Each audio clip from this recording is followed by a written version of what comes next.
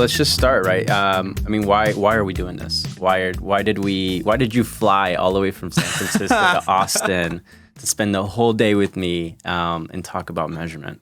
Yeah.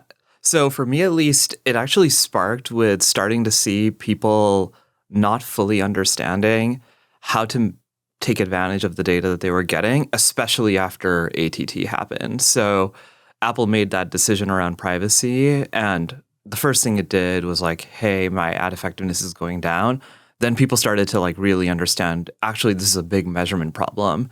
And then a huge amount of data just started to come at them, and it's actually really hard for people to understand. And fundamentally, I think if people can't understand this, we're going to see a degradation in D2C e-com. And like, I think that has been one of the biggest boons to our like general internet society, is being able to build these like small but fast growing online businesses. And so it's just out of a desire to say, hey, let's make sure that we can continue to build this ecosystem. What about you? What you said, there was a piece that absolutely resonated there, in that a lot of the issues that brands face is nothing more than just a measurement issue. This is a topic that I'm actually very passionate about. When iOS 14 broke out, I spearheaded, how we create best practices, how we best navigate it, how we educate clients and brands on navigating the disruption. And so I just gained a lot of exposure and experience, and it has helped, right? Now that I'm gone brand side, it's helped tremendously because I'm able to avoid all the distractions and kind of just ignore the noise on areas that can be misguiding. But it is frustrating to see that, there's a lot of not misinformation, but just people that are misinformed or not fully informed.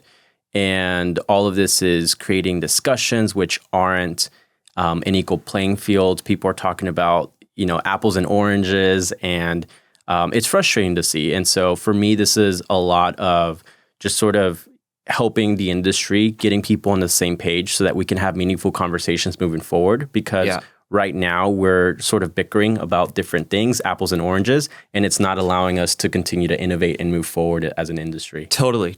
Okay, so I have to ask you, when you say apples and oranges, what are the actual words in the measurement world that you would use to describe apples, oranges, and grapes? Like, what are the different things that are going to set us up for the rest of our video series around, hey, here are the actual things we want to talk about? Yeah, so first off, we're talking about measurement, right? And measurement is the umbrella that encompasses three primary methods of measurement. It's kind of like studying shapes, and then you're studying geometry, and then studying trigonometry, and all of these sort of mathematical concepts. That's what measurement is.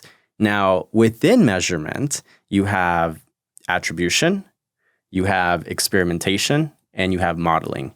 And those are completely different topics. They're completely different themes. They all fall under the umbrella of measurement. But it's important that we sort of standardize those terms, because I'll see someone talking about experimentation and the other person thinks they're talking about analytics or attribution, and they're just not talking the same language. Yeah. So we want to standardize those three terms, and that is what encompasses measurement. Yeah, awesome. Yeah, and I think for those of you who are going to be following along, we're going to use that as the framework with which we actually help describe all the different things that we're going to sort of walk through and take action on. So like, the reason we're going to break it up in this way is we want to make it as actionable as possible for you. So, okay, with this sort of attribution, what action can you take in your business? With this sort of experiment, what kind of action can you take? And once you have a point of view on the modeling, what actions can you take, right? So it's like, not only is it super important from a conversation standpoint, but this is how you can drive action in your business. So, all right, man, what is it? Why us? Why are we doing this? Why you? Why me? Why should anybody listen to what we have to say? Great question.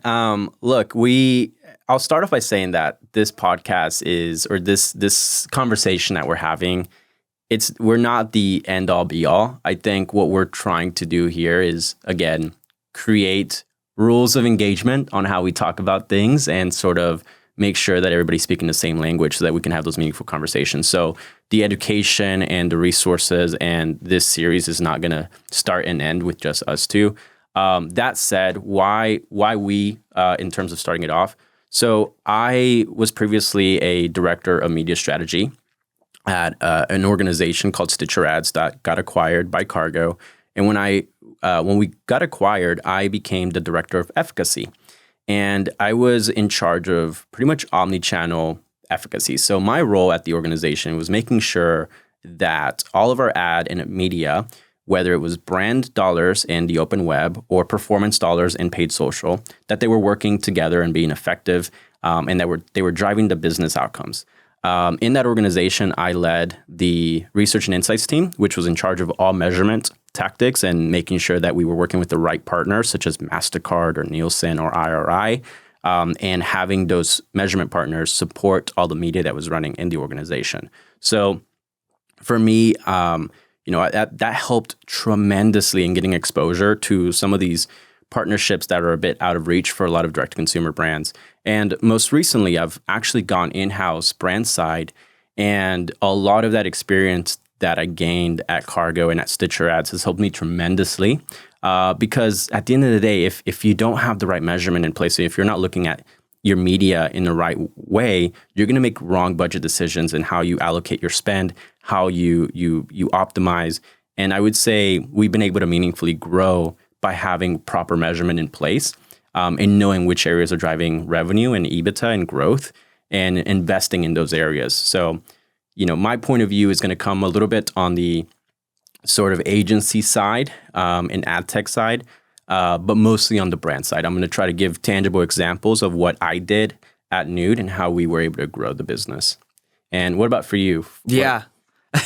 So on my end, I was at a company called LiveRamp for 6.5 years. So for the marketers out there listening, hopefully you've heard of LiveRamp. It's the largest provider of digital identity in the open ad ecosystem. So anybody who has done any amount of cross-platform tracking, so whether that's mobile to laptop or between different ecosystems, so this cookie ID from this ecosystem and this other cookie ID in this ecosystem, odds are you are using LiveRamp to reconcile that. And so what does that actually mean? It means we were powering a very large number of different measurement providers' backend solutions for how they actually reconciled whether somebody was actually the same person who saw an ad and who made a transaction, right?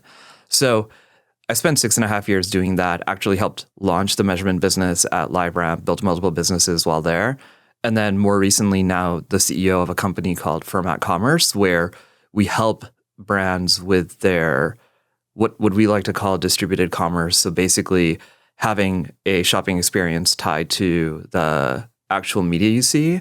And again, in that context, making sure we're able to really understand what is the measurement side of it. So have spent a very large amount of time helping build the backbone for measurement solutions, and then now get to see what our brands are experiencing who work with us. And so I'll be coming at it from those 2 points of view in terms of like the technical backend understanding, and then bringing in data, of course, anonymized from people who we work with. All right. And that's a wrap on this episode. Awesome. Yeah. So next episode, we're going to be, that's really our episode 1, right? So yeah. That's where we're going to start talking a little bit more about those 3 pillars of measurement. Yeah. Attribution, experimentation, and modeling. So stay tuned for the next episode.